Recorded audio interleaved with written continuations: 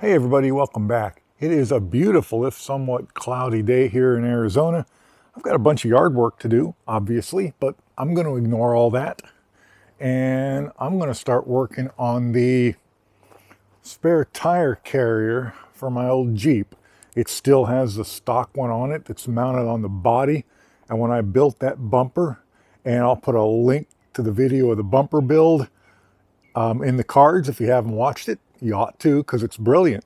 No, okay, no, it's not really, but it's not bad. Anyway, when I built this bumper, I put a piece of 1-inch bar that I sunk all the way through, welded top and bottom on there.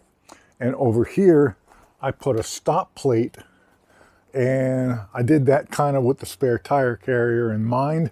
I have some pieces there I think I'm gonna start with. I don't have a whole picture in my brain of what I'm going to do except for the piece along the bottom. That I think I have pretty much figured out. Let me get the old spare tire carrier off of here, and then I will come back and show you what I got and what I'm thinking about doing. Okay, I got this all off the back, and as you can see, I'm going to have some extra holes left over and things. I don't really remember which side that it was, but one of these sides, many years ago, before I put these diamond plates on, I crumpled it in a minor fender bender type of thing. And I cut out the bent piece, and I just got a piece of 16, 18 gauge sheet metal, formed it around an old oxygen tank, and welded it in. And then instead of, doing the body work to finish up and make it pretty, somebody gave me these, and they were for a CJ-7, which is why they're not tall enough. And I just stuck those on there and called it good. But I want to get these off. I'm going to get the proper ones on. I don't know whether I'm going to bother filling those up or just cover them with the new, I don't know. Have to think about it. Anyway, that's not the job for today. The job for today is get this built. As you can see, I had to polish my shaft a little bit to get these bearings to fit, and they fit pretty nice. And one's gonna go like that, one's gonna go like that. I'm gonna put a piece of this tube in between, and as you can see, this piece of tube, I just grabbed it because I thought it was 2 inches, and it's not. I'm gonna have to when I'm gonna cut it to length, then I'm gonna take a piece out of the side, and then I'll tweak it over on the anvil and the hammer until it fits, and I'll probably tack it with the bearing in it. And if that doesn't shrink it down and hold the bearing tight, I've got some red Loctite. And then I'm going to take some of that 2-inch tube, and I'm going to cope it into there to go all the way across. That piece sticking up, that's my stop. And I'm probably going to put a tongue coming this way with a little bit of down curve on it, because it's going to droop no matter what I do. And that will just kind of give it a way to slide up and in place without, having to lift it. Anyway, that's my plan for right now. Let's cut this pipe to length. I know what the length is. And let's get it fitted to the bearings, and then we'll go from there. So here's what I got. I took several cuts there with the little portable bandsaw. Cut across it. Then I kept taking more cuts than 1/8 of an inch out. And that's where this little light back here comes in so super handy. You turn that on, and it's right behind the blade, and it puts the shadow of the blade on the part you're cutting, so you can kind of aim it a little bit better. Doesn't work in every situation, but usually it does. So I think I took about 1/8 cuts out of it until I got it the size I wanted it. I massaged it over on the anvil to try and keep it round. And now when I squeeze it down in, my bearings are nice and snug. They won't come out. And I have then took just a regular grinding wheel on an angle grinder, and I put a groove down it to weld into. I'm going to drag the welder over. I'm going to tack it at each end, and maybe a couple in the center. And then I'm going to see if the bearings come out. And if they do, I'm going to weld it up. And if they don't, I'm going to weld it up. If the bearings stay tight, that's beautiful. If they don't, I have red Loctite, plus the lower bearing's not going to go anywhere, and the upper bearing that's at the top of that 1-inch piece of steel bar, I think I'm going to drill and tap that piece of steel bar and put a bolt and a washer on the top of it, and that will just make sure nothing comes up and off when I don't want it to, even though I don't think anything will. So let's get this welded. Okay, there it is in place. I had to tap it a little bit to get it to go down on there, but that has no droop or wiggle at all except what's in the bearings, which makes me really happy. You can see how nice and square everything is. But now I'm going to cope that 2-inch piece, and this piece of tube here is 2.5 inches. So that'll give me a 1/4 inch top and bottom for my weld, and that piece of 2-inch square is going to run across here. And how far over is it going to go? I still quite haven't figured that out. Of course, it's going to go at least to this, and I think I'm going to go at least 1 inch beyond that. I don't really see any need to go any further than that, but I think it should go at least 1 inch beyond it. So I'm going to get that cut and marked and coped, and we'll come back and we'll weld that on there. A couple of points to ponder here. First and foremost, I want to mention I've never made one of these before, so I'm just throwing stuff against the wall to see what sticks. I like this idea a lot. This is fairly thin wall square tube. It's all I could get in 2x2. It's 1/16, and some part of me tells me it should be enough. Weight is mainly going to be over the center, not out to the end. And but I expect even with bearings here, and right now there's no wiggle in those bearings at all. But these are ball bearings. They're not really designed to have a load like that put on them. But it's such overkill that I really can't imagine it causing an issue. Plus, the only time they're going to get a load on it is when it's swung out, because I'm going to have that end supported when it's over there. I'm also, as I said, I'm going to thread this, and I'm going to put a bolt and a big washer on there to hold everything nice and solid. So I still think it's going to droop. The engineer in me says make it level because you've done everything else right and it won't droop. The redneck in me says, you know, it's going to droop. So I'm 3/4 of an inch up here to be centered in that. I think I'm going to go 1 inch up on that end. And if it doesn't droop, I guess I can either put lots of weight on it so that it does, or I can just cut it here, bend it down, and re-weld it where I like it. And also note that it will be far easier to put some downward droop into it by cutting and welding it than it would be to put some upward droop or upward non-droop in it later on, because then I would be welding underneath and the whole assembly would have to come off. It would be a lot easier. So yeah, I'm going to make it 1 inch down on that end and 3/4 of an inch on this end, and I'm going to tack it out here and then I'm going to take it inside and weld it. Then I'm going to have to knock off because my wife is feeling sorry for me. I've been complaining about my back barking, so she's got a landscaper coming around going to clean the backyard up for me.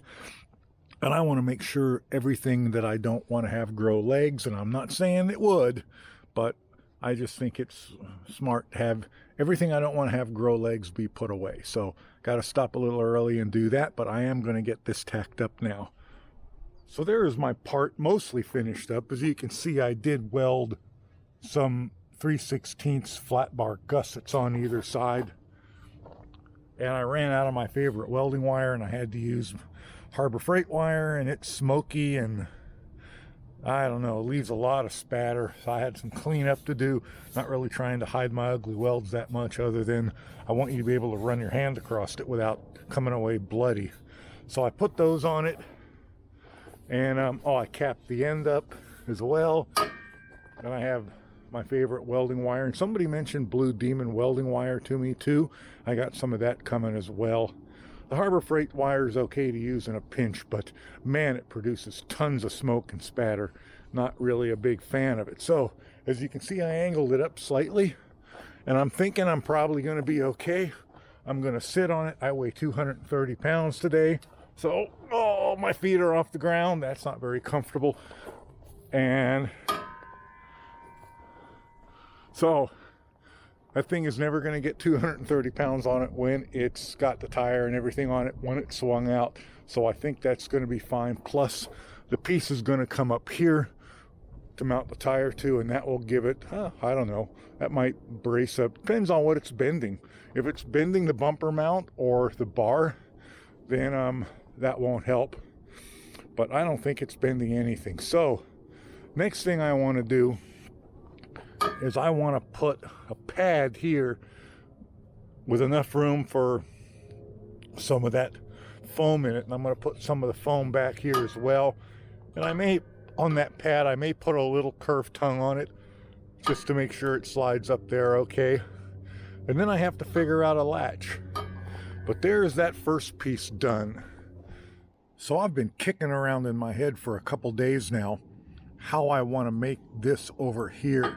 I put this back here when I built the bumper because I knew I was going to do this and that would give me a stop. I'm also almost wishing I hadn't, excuse me, hadn't capped the end of this in case I wanted to put, you know, a spring for a spring-loaded latch in it. But I guess I can always cut a hole in the bottom of it and weld it up when I'm done if I decide to do that. My original idea was just to drill a hole in it, put a bolt this way, hole through here, swing that onto the bolt, and just put a washer and like a wing nut on the front. I'm not saying I still won't go with that, but I was then liking the idea of one of those push button hood releases, but I can't find one with a long enough pin. I could make a pin that wouldn't be that big of a deal, but the more I think about it, I'm just not sure I want to spend extra time doing something like that. So I think I'm going to beef this area up a bit. I've got some more of that flat bar. I think I'm going to put a piece there and a piece under here so that I have kind of a U shape going into it. A little flexible out here on the end, but it doesn't move very far, really. Even after I sit on it, it doesn't move very far. Not sure where the flex is, really. If it's in this tube, I can always run flat bar down the length of that tube to stiffen it. But anyway, also, those are ball bearings on that end, and ball bearings weren't really designed for that type of pressure, so that might be what it is too. Anyway, I don't think it's really going to be a problem. If it is, I'll have to address it later on because I'm not going to start over now. So yeah, I think that's the first thing I'm going to do is kind of U-shape that right there with two more pieces, and then I'll probably bring this one bottom out a little bit and put a downward bend on it. What I don't want to do is put something out here that I'm going to catch my leg on every time I walk around the vehicle. So I'm probably not going to bring it out much further than where you see my thumb. So here are the two pieces I made, and I know that's not a great background for seeing them. That's not much better, but these are the pieces that I'm going to weld on the back of that with the little angles that are going to let that bar slide in, I hope cleanly. I have radiused them really nice, hoping to get a clean fit. My original intention was to leave enough space to go top, bottom, and back with 1/4-inch foam, but that kind of defeats the point of the radius, doesn't it? So I think I'm only going to put foam on the back, and I mean, this is a CJ-7 after all. Just because this doesn't rattle doesn't mean the whole rest of the vehicle's not going to rattle, because, I mean, it's a CJ-7. Anyway, FYI, I cut these on the Harbor Freight bandsaw on the little stand that I made. Link in the cards to the build of that if you're interested in making one yourself. And I bent it on the little bender jig I made for the Harbor Freight 12-ton press, and there will be a link in the cards to that as well if you're interested in making one of those for yourself. Because if you're still sticking pieces in a vise and pounding them with a hammer and knocking everything off of the bench and all of that, you know, and you're sick of that shit, at the very least, get yourself a little anvil and something solid to mount it on, because that can make a big difference. But even better, build a little jig like I did, because it really makes a big difference. Let's go out and fit these and see how they work. Okay, I've got the welder out here and plugged in and the pieces out to weld. And hey, look, the landscapers were here and they cleaned my giant mess up for me and got rid of all the weeds and smoothed everything out, which I really do appreciate, because while I can do it, it takes away from my time and energy from building things, and I would much rather build things. So keep using those affiliate links and hit the super thanks button so I can pay the landscaper, so I don't have to do it, so I can come out and build things and make these videos for everyone. So let's get my pieces welded on. I've just got to get them spaced, and they're going to go like that and like that. Let's do that now. I've still got that crappy old Harbor Freight Chicago electric welding wire in there, but it's going to be a couple days before I have anything else, so it is what it is. Okay, so let's take a look at what I've got. I think I'm pretty happy with this. So I'm obviously not going to put foam top and bottom. I decided I didn't want to do that. This should hold it, keep it from drooping, keep it from bouncing, and keep it from twisting. Obviously, I was not going to be able to weld in under there, unfortunately, so I had to weld on the inside of there, and I just weld this one on the top. I don't really predict a problem with that. Now, how do I retain it? Part of me says, Chuck, keep it simple. Put a bolt all the way through it with a wing nut and a washer on there. It's not like I'm, some young mother taking her kids to school and going to the grocery store and going to the stores and garage sales. I don't open this thing 5 times a day. I probably don't open it 5 times in a month. So I don't really see a problem with a bolt coming through there with a washer and a wing nut on it. Maybe I could drill the bolt and put, one of those clips through it as well, just to make sure that, just so I don't have to tighten it super tight and I'm sure it doesn't back out while driving. Some part of me wants to build some kind of elaborate hinged spring-loaded thing, and I don't think I'm going there. I think I'm going to go with my plan just to put a bolt through it. I'm obviously not going to put a bolt through the back, but if I take the hex off of the bolt and I drill through there, I can sink it down mostly flush and weld it from the inside, and I am going to put a chunk of 1/4 inch foam back here so that it doesn't do that. I don't know. I don't even mind that much. I'll have to think about that. Anyway, I think that's what I'm going to do. So if I change my mind later, I've got a welder and a grinder. So let's get that done. So here is my current solution for this latch mechanism here. Is this the final solution? Hell, I don't know. I guess it depends on how well it works over time. Let's try it for right now. I'm just going to do that. I'm going to stick a washer on it. Going to put a nut on it. And I think I'm going to have, a wing nut for it. Okay, guess I'm going to have to put about a 1/2 turn or so on it. Let's see. There we go. That's too far. In fact, I like it through from this side better, I think. There we go. Okay. So, that is, I think, the totality of the lower swinging bar. I don't think I'm going to go too much further with it than that. I'm pretty happy with it, at least until I get the rest of it put together and use it for a bit. And since it is Sunday afternoon and I'm getting kind of tired, worked hard all week, and I got client work lined up for next week, I think I am going to call it a day for this one and post this. You guys can post down below everything you think I've done wrong and how you'd do it better, and probably be right. Anyway, thanks for watching. We'll be back here in a few days or a week and we'll finish this up.